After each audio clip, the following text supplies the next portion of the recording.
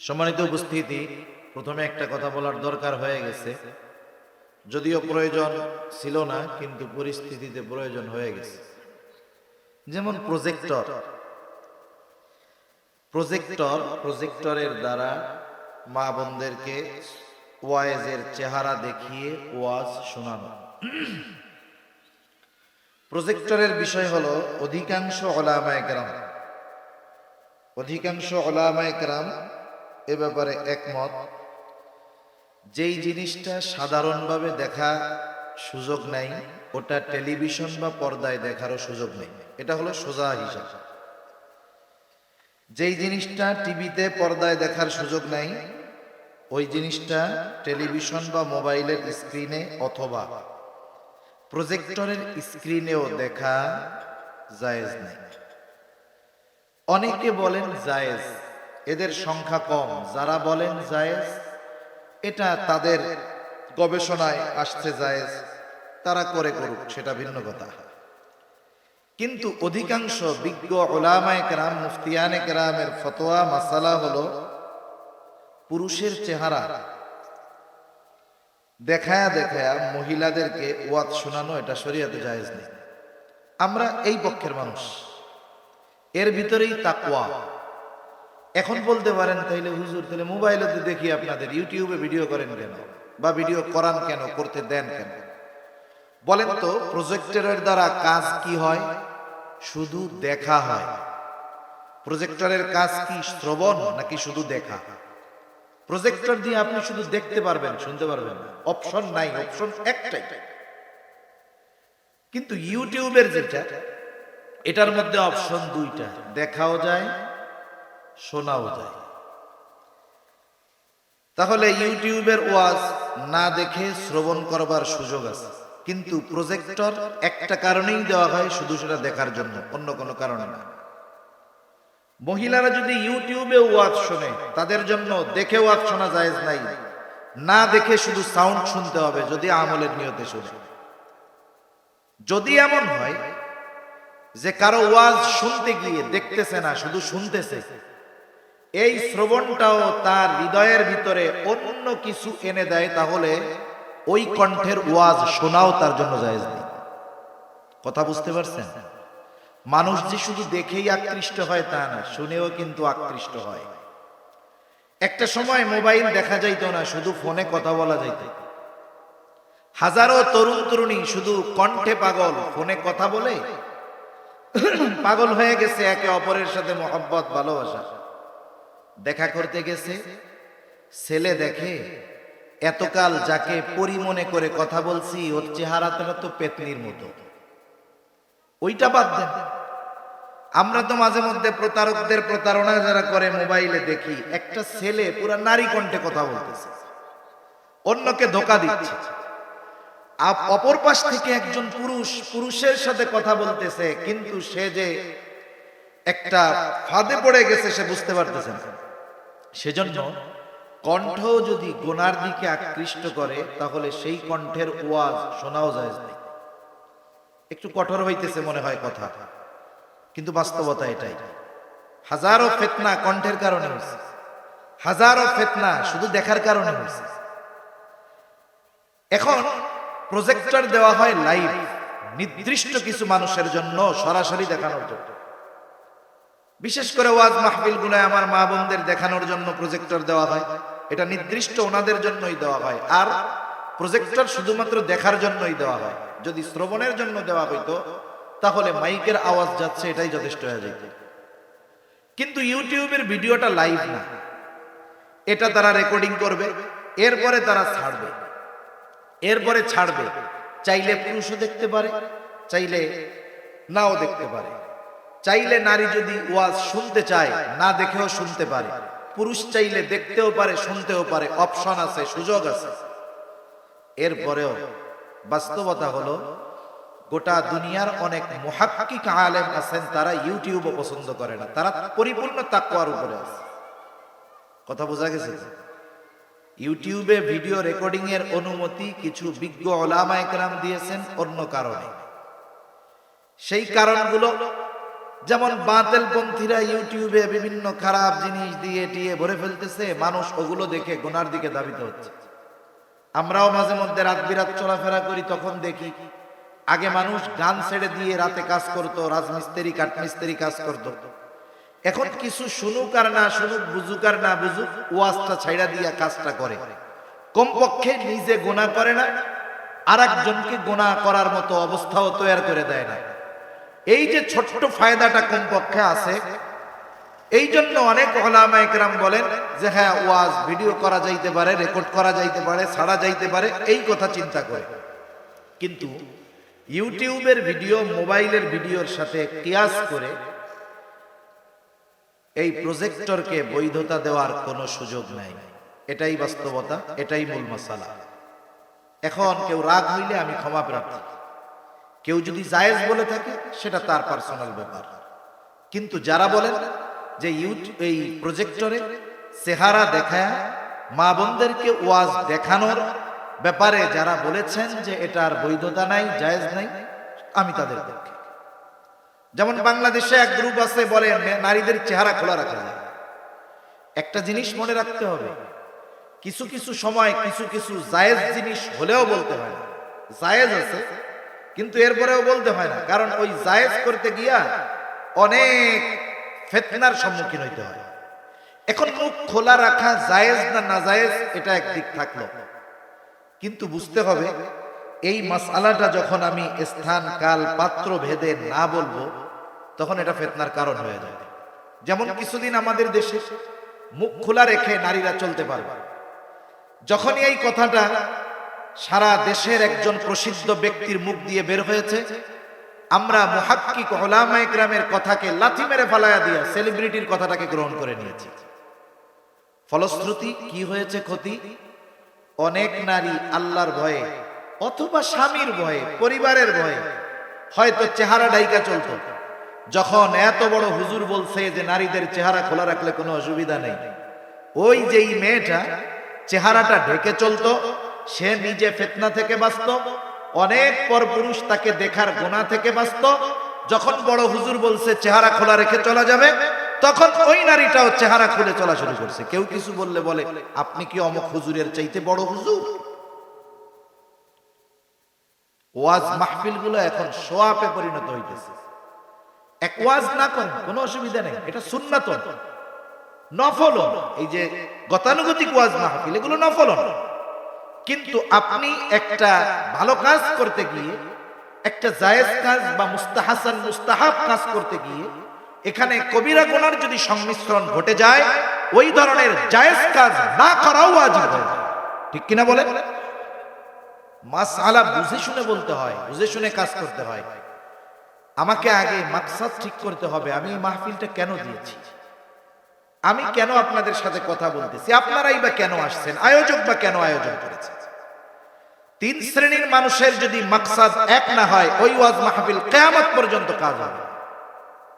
এক নাম্বার, আয়োজক কেন আয়োজন করেছেন, এই উদ্দেশ্য আগে ঠিক করতে হবে। আয়োজক যদি আল্লাহর জন্য আয়োজন করে যে এই মাহফিল আমি আল্লাহর জন্য আয়োজন করলাম, এই মাহফিলের দ্বারা কিছু দ্বীনি কথা হবে, আমরা আয়োজন করব, কিছু মানুষ কথা শুনবে, এই কথা শুনে তারা যদি আমল করে, আমরা আয়োজনকারী হিসাবে তাদের আমলের সওয়াব তারাও পাবে, কিন্তু এই আয়োজনের কারণে তারা কিছু দ্বীনি কাজ করার কারণে আমরাও পাবো। এটা আমাদের লাভ, আখিরাতের ব্যবসা। এখন যিনি বলবেন আমার মতো বক্তা, ওনাকেও এই বিষয়টা ঠিক থাকতে হবে। উনি যদি চিন্তা করেন যে আমাকে অনেক বড় অ্যামাউন্ট দিতে হবে, আমি টাকার জন্য করতেছি, সম্পদের জন্য, এক্ষেত্রে আমার মাকসাদ ঠিক থাকলো না, আমার ইখলাস ঠিক থাকলো না। বক্তার ইখলাস থাকতে হবে আল্লাহর জন্য। বক্তা আসছেন, খরচ হইছে, সময় গেছে, রাস্তার গাড়ি ভাড়া আছে। আয়োজক অধিকাংশ ক্ষেত্রেই বিজ্ঞবান হয়, বুঝ সম্পন্ন হয়, বেইনসাফি করে এটা খুব বেশি না, কম। কিন্তু যারা বুঝ সম্পন্ন, ওরা চিন্তা করে একজন মেহমান আসছেন, তার কদর করা দরকার, অন্তর থেকে মুহাব্বতের সাথে হাদিয়া দিলেন। এই হাদিয়া দেওয়া যেমন সুন্নাত, হাদিয়া নেওয়াও তেমন সুন্নাত। আল্লাহ রাসূল বলেন হাদিয়া আদান প্রদানে অন্তরের মধ্যে মুহাব্বত জাগ্রত হয়। সুবহানাল্লাহ। তাহলে ইখলাস থাকতে হবে, যে টাকার জন্য নয়, মানুষ আমার ওয়াজ শুনে সুন্দর বলবে এই জন্যও নয়। তাহলে যিনি ওয়াজ করবেন তিনি কার জন্য করবেন? আল্লাহর সন্তুষ্টির জন্য। আয়োজক আয়োজন করবে আল্লাহর সন্তুষ্টির জন্য। 3 নাম্বার, যারা শুনতে আসবেন, আমাদের দেশের শ্রোতারা তো আসে ওয়াজ শুনতে না, ওয়াজ দেখতেও আসে। ওয়াজ দেখতে আসে কি, যে কোরআন হাদিস দিয়ে যারা ওয়াজ করে এদের ওয়াজ তো আর দেখা যায় না। দেখা যায় কোনগুলো? ঢেলে দেই, এই ধরনের বিষয় যেগুলো আছে, তর্ক, একটু রঙ্গমঞ্চ করা যাবে, বিড়ি টানা যাবে, অন্যান্য অশালীন অশোভন অঙ্গভঙ্গিমা দেখার জন্য আসে। কিছু শ্রোতা আছে চিন্তা করে যে অমক হুজুরের ওয়াজ হলো ঝাল মিষ্টি টক, বলে এক হুজুর ওয়াজ করে শুধু ঝাল, আর এক হুজুর ওয়াজ করে শুধু মিষ্টি। কই এই হুজুরের মধ্যে সব আছে, ওয়াল ইন ওয়ান। কি আছে রে ভাই? বলে ভাই কৌতুকও কয়, গানও গায়, আবার মাঝে মধ্যে হাসায়, আবার একটু কাঁদায়। এই মিক্সার খিচুড়ি মার্কা ওয়াজ, এটা খুব মজা লাগে। আমরা একটু যাই, চল মজাই হবে না, ওয়াজ শুনে আসি। এজন্য দেখা যায় দেশে ওয়াজ মাহফিল অনেক হয়, কিন্তু ওয়াজের দ্বারা না মানুষের আশানুতীত, যেই পরিমাণ আশানুরূপ পরিবর্তন হওয়ার কথা ছিল সেই পরিমাণ পরিবর্তন হয় না। মানুষ একটা এন্টারটেইনমেন্ট, একটা মজা, একটা ফিল নিয়ে ওয়াজ শুনতে আসে, আর একটা ফিল নিয়ে ওয়াজ থেকে চলে যায়। পরের দিন কি বলে? আর একজন বলে যে হুজুর সেই ওয়াজ করছে, ফাটাফাটি ফাটায় ফেলছে ওয়াজ করছে। আর একজন জিজ্ঞাসা করে 2 ঘন্টা ধরে তো ফাটাফাটি ওয়াজ শুনলি, এই ওয়াজের মূল কথাটা একটু বলতো হুজুর, আসলে কি বলছে? কয় ওয়াজের সুরে, ওয়াজের মধ্যে এমন বিমোহিত হয়েছিলাম হুজুর যে কি কইছে কিছুই মনে নেই। এই হলো আমাদের ওয়াজ মাহফিল। এটা গতানুগতিক একটা সিস্টেম হয়ে গেছে, এটা গতানুগতিক একটা সিস্টেম হয়ে গেছে। আমরা মনে করি আমাদের করতে হবে, বলতে হবে। অনেক আয়োজক মনে করে প্রতি বছর করি, না করলে কেমন হবে। অনেকে মনে করে টাইম আছে, ব্যস্ত নাই, যাই একটু ওয়াজ শুনি, কি আর হবে। তাহলে এর দ্বারা ফায়দা আসবে না। এজন্য আল্লাহ তাআলা আয়োজকদের ইখলাসের সাথে, বক্তাকেও ইখলাসের সাথে, শ্রোতাদেরকেও ইখলাসের সাথে এই ধরনের আয়োজনে সম্পৃক্ত হওয়ার তৌফিক আল্লাহ দান করুন। আপনারা এত আস্তে আমিন কইলেন, একটু জোরে বলেন আমিন। নাকি রাগ হইছেন কোথায়? এটাই বাস্তব কথা, এটাই বাস্তব কথা। আল্লাহ তাআলা এই বিষয়গুলো ঠিক থাকলে এই ওয়াজের দ্বারা দুনিয়া আখিরাত উভয় জাহানে কল্যাণ দান করবে। তো সম্মানিত উপস্থিতি, আমি আপনাদের খেদমতে যে আয়াতগুলো তিলাওয়াত করেছি, উক্ত আয়াতগুলোর মধ্যে আল্লাহ সুবহানাহু ওয়া তাআলা মূলত জান্নাতি আর জাহান্নামীদের মধ্যে একটা কথাবার্তা হবে। আল্লাহ তাআলা আমাদেরকে সেই জান্নাতি আর জাহান্নামীদের কথাবার্তার খবর আগেই জানায় দিয়েছে। আল্লাহ তাআলা বান্দাকে ভালোবাসেন, আল্লাহ তাআলা চান না তার কোনো বান্দা জাহান্নামে যাক। এই জন্য আল্লাহ সুবহানাহু ওয়া তাআলা অনেক কিছু আছে যে বিষয়গুলো আগের থেকেই আমাদেরকে সতর্কতা স্বরূপ জানিয়ে দিয়েছেন, যাতে করে বান্দা বিষয়গুলো জানবার পরে ওই বিষয় যদি তার সামনে আসে সে যেন বিভ্রান্তির বেড়াজালে পতিত না হয় এবং শয়তানের ধোঁকায় পড়ে সে যেন জাহান্নামের পথের পথিক না হয়ে যায়। এজন্য দুনিয়াতেই আল্লাহ তাআলা আমাদেরকে অনেক কিছু জানিয়ে দিয়েছেন, যেগুলো মেনে চললে, জানা থাকলে মেনে চললে আমাদের আখিরাতের পথ সুগম হবে, আখিরাতের পথ সহজ হবে, পরকালে জান্নাতের বাসিন্দা হওয়া যাবে। এ দুনিয়াতে আমরা কেউই চিরদিন থাকবো না। এ দুনিয়ার গড় হায়াত ধরেন 70 বছর, 75 বছর বা 80 বছর সর্বোচ্চ। অথচ অনেকে তো মাতৃগর্ভে থাকতেই মারা যায়, মায়ের গর্ভ থেকে বের হয়ে শুধু একটা চিৎকার দেয়, এরপরে মারা যায়। কেউ 10 দিন, 1 সপ্তাহ। সর্বোচ্চ হায়াত যদি ধরেন তাহলে বয়সটা 70 বছরই ধরেন। এক সময় আমার মূল হায়াত শেষ হয়ে যাবে। কারণ আল্লাহ রাসূল সাল্লাল্লাহু আলাইহি ওয়াসাল্লাম বলেন, একটা মানুষ যখন মায়ের গর্ভে আসে, আল্লাহ তাআলা যখন তাকে রূহ দেন, মায়ের গর্ভে যখন তাকে প্রাণ দেন, ওই সময় ওই লোকটার ওই বডির সাথে ওই রূহ কতদিন সম্পৃক্ত থাকবে এর মেয়াদ আল্লাহ তাআলা তখনই নির্ধারিত করে দেন। এই যে আমাদের দেহ, বডি, এই বডি এটা কোনো কিছুই নয়। একটা মানুষ যখন মারা যায়, মারা যাওয়ার পরে তার হাত থাকে, পা থাকে, চোখ থাকে, কান থাকে, সব থাকে। এরপরেও আমরা তাকে বলি লাশ, লা শাইউন ফি, যার মধ্যে কিছুই নাই। আসলে কোন জিনিসটা নাই যার কারণে হাত নড়াচড়া করে না, চোখ দেখে না, মুখ দিয়ে কথা বের হয় না? কোন জিনিসটা নাই বলেন তো? যেই জিনিসটা না থাকার কারণে একটা মানুষের নাম লাশ হয়ে যায়, ওই জিনিসটা আমরা কি কেউ কোনোদিন দেখছি? কেউ আমরা দেখি নাই। কিন্তু ওটাই হলো মানুষের মূল, এটা হলো রূহ।